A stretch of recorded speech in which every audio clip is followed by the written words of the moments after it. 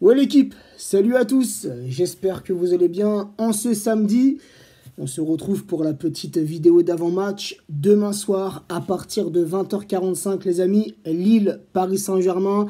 Un match qui sera retransmis sur la chaîne Prime Video en direct du stade Pierre-Mauroy et match comptant pour la 3e journée de Ligue 1. Les 5 derniers matchs, toutes compétitions confondues entre ces deux clubs, c'est 3 victoires parisiennes pour 2 victoires lilloises. La dernière victoire lilloise en date, les amis, c'était le 1er août 2021, donc ça fait un peu plus d'1 an. Rappelez-vous, hein, c'était le trophée des champions à Tel Aviv. Les Lillois s'étaient imposés 1-0. Et leur dernière victoire en Ligue 1, les amis, c'était le 3-0-4 en 2021. Lille était venue s'imposer au Parc des Princes 0-1. Le LOSC, les amis, sur leurs 20 derniers matchs, toutes compétitions confondues, c'est un bilan assez mitigé dans son ensemble. 7 victoires, 6 nuls pour 7 défaites. Et côté parisien, sur nos 20 derniers matchs, toutes compétitions confondues, pour le moment, tout va bien. 14 victoires, 3 nuls pour 3 défaites. Le week-end dernier, les amis, s'est joué donc la seconde journée de Ligue 1. Nantes recevait Lille à domicile, score final 1 partout. Le Paris Saint-Germain avait reçu Montpellier au Parc des Princes, victoire écrasante, 5-2, un petit, en cette 3e journée qui s'est ouverte hier soir. Un petit récapitulatif sur le classement, les amis, même si pour le moment ça ne veut pas dire grand-chose. Le Paris Saint-Germain, bon premier, avec 6 points, 2 victoires et 10 buts marqués pour 2 buts encaissés. Et le LOSC pointe à la 4e place avec 4 points, 1 victoire, 1 nul, 5 buts marqués pour 2 buts encaissés. Donc demain les amis, c'est le retour pour notre entraîneur qui a entraîné Lille la saison dernière, qui avait fait plutôt une bonne saison avec les Lillois. Donc ça sera un retour pour lui sur cette terre lilloise. Aussi un retour pour Renato Sanchez qui a rejoint le Paris Saint-Germain il y a quelques semaines de ça, qui a déjà inscrit son premier but le week-end dernier. Donc de retour chez les Lillois pour notre entraîneur et notre joueur Renato Sanchez. Oui, demain on peut dire que j'ai pas trop envie de manquer de respect ni aux Nantais, ni aux Clermontois et ni aux Montpelliérains, mais Lille, depuis quelques années maintenant, c'est tout de même un niveau au-dessus. Lille qui fait partie des bonnes équipes de Ligue 1. Donc on peut dire que demain, oui, ça sera une première vraie confrontation avec un bon club, une bonne équipe de Ligue 1. Donc j'espère qu'on aura le même niveau. J'espère qu'on verra le même jeu que ce qu'on a vu sur ces 3 derniers matchs. Une petite info les amis, on l'a su, c'était il y a quelques jours de ça, Kehrer qui s'est engagé avec West Ham, donc le club a réussi à vendre Kehrer pour 16 millions d'euros, Kehrer qui a remercié le Paris Saint-Germain, et perso je suis satisfait de ce départ.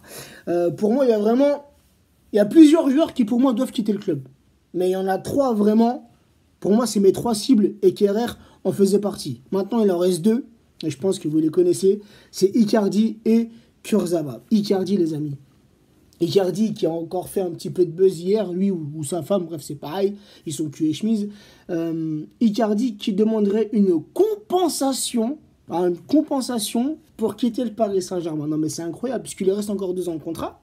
Et monsieur veut une compensation pour quitter le club. Alors on a vu un petit peu circuler qu'il y aurait des pistes, notamment en Turquie, pour Icardi. Je ne sais pas si ces pistes-là sont bien réelles, mais quelle compensation? Mais tu veux quoi? Tu veux quelle compensation pour quitter le Paris Saint-Germain? Qu'est-ce que tu as apporté depuis que tu es au Paris Saint-Germain, hormis tes histoires de cul hors football? Il n'y a que ça. Icardi, son passage au Paris Saint-Germain, hormis sa première saison où il était en concurrence avec Icardi et on a eu cette première saison où c'était en plus une saison avec prêt.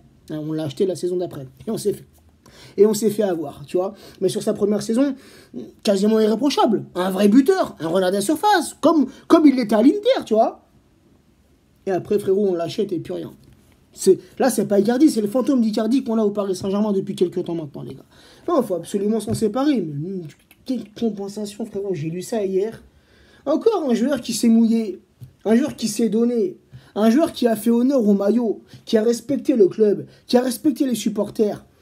Voilà, le joueur ne se sent plus bien au Paris Saint-Germain, le joueur veut quitter le club, ou le club veut s'en séparer, le joueur demande une compensation, je pourrais comprendre. Tu vois, le mec, il est là, il a mouillé le maillot, il a été présent, il nous a apporté quelque chose.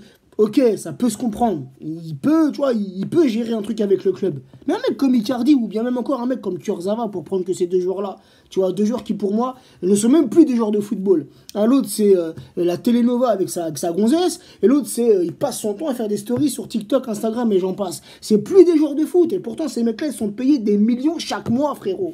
Chaque mois. Tu sais, au bout d'un moment, ça fait péter les plombs un peu, frérot. Tu vois, tu te dis, toi, frère, t'es salarié. Demain, tu fais ce genre de dinguerie au taf et on te vire sur le champ. Dégage-moi d'ici. Tu vois, eux, non. Ils sont à l'aise. Ils sont chez eux. Les mecs, je sais même pas s'ils s'entraînent encore. Tu vois ce que je veux dire? Je sais même pas si encore ces mecs-là, ils viennent aux entraînements. C'est un truc de fou, frère. Et là, chaque mois, le club, il rince, il rince, il rince. En vrai, je m'en bats les couilles. C'est pas ma thune. Tu vois ce que je veux dire? Mais ça me fait chier. Ça me fait chier que des mecs comme ça soient payés des millions, frérot. Ils font rien. On les voit jamais.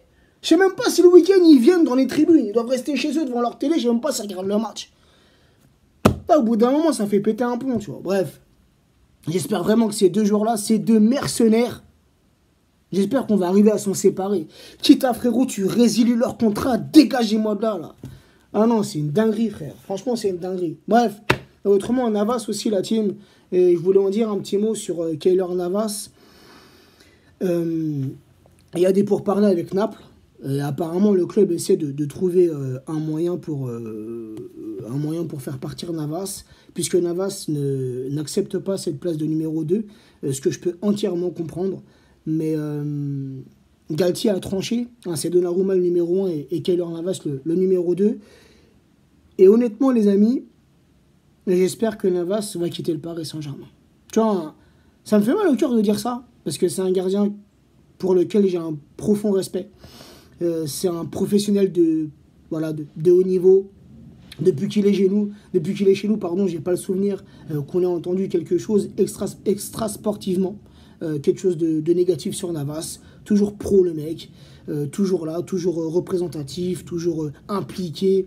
Un gardien qui t'apporte vraiment une sécurité, une sérénité pour la défense parisienne.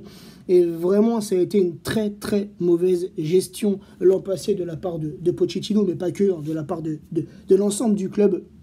Je pense que le cas Navas n'a pas été très très bien géré. Navas qui n'accepte pas d'être numéro 2, et je peux entièrement le comprendre. On ne parle pas de n'importe quel gardien. On parle d'un gardien qui a remporté je ne sais combien de Ligue des Champions. On parle d'un gardien international. On parle d'un des meilleurs gardiens. Même moi encore, frérot, je le mets dans le top 5 actuellement des meilleurs gardiens au monde. Donc oui, j'espère qu'une porte va s'ouvrir. Et j'espère que Keylor Navas pourra quitter le club. Et j'espère que Keylor Navas pourra aller s'épanouir ailleurs, notamment en Italie, hein, c'est ce qui se dit, en tant que numéro 1. Il ne mérite pas d'être numéro 2. Il ne mérite pas. Après, voilà, c'est le choix du coach, c'est le choix du club, de la direction, de faire confiance à Donnarumma. Alors, je ne remets pas forcément ça en question, la team, mais je me dis que ça aurait pu se passer autrement. Voilà, Donnarumma, il est arrivé l'an passé directement, tac, numéro 1, tu vois. Il est encore jeune. Il a encore beaucoup de choses à apprendre, même si c'est un grand gardien, Donnarumma, les amis. Je ne remets pas son talent en cause. Mais remarquez bien que depuis cette boulette face au Real, c'est plus le même. C'est plus le même, la team. C'est plus le même gardien.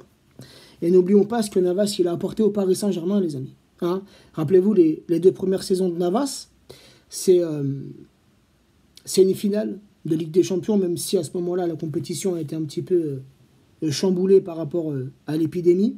Mais c'est quand même une finale. Et l'année d'après, c'est une demi-finale contre Manchester City. Sur combien de matchs Navas il nous a sauvé, la team, hein, dans des matchs où l'équipe était complètement à la ramasse. Et le seul qui tenait la baraque, les amis, c'était Keylor Navas. Donc voilà, ça me fait chier, la team. Honnêtement, ça me fait chier. Hein. Mais moi, je serais pour qu'une porte s'ouvre pour le laisser partir. Voilà. Donc, la petite compo que je verrai pour demain, il n'y a pas d'absent. C'est déjà ça la bonne chose. Il n'y a pas de blessés, hein, d'après ce que j'ai pu écouter en conférence de presse. Donc c'est une très bonne chose. Et je pense qu'on va repartir, hein, dans ce système dans lequel on joue depuis le début de saison, ce 3-4-1-2, avec Donnarumma dans la cage parisienne. La défense à 3, Kipembe, Marquinhos, Ramos, Mendes, piston gauche, Hakimi, piston droit, et dans le cœur du jeu, Verratti, associé à Vitinha, Messi en numéro 10, et l'attaque parisienne qui a fait beaucoup parler d'elle ces jours-ci, depuis le match contre Montpellier, Mbappé associé à Neymar en espérant un autre visage de Kylian.